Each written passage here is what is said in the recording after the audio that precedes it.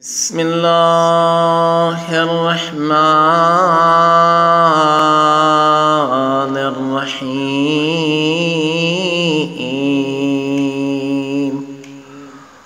اللهم صل على محمد وآل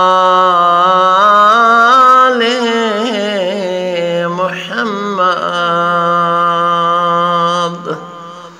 اللهم نبهني فيه لبركات أسحاره، ونور فيه قلبي بضعاء أنواره،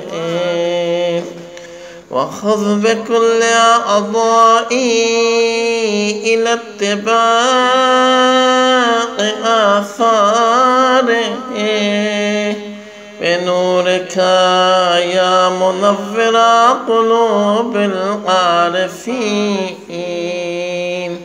وصلى الله على محمد وآله الطاهرين.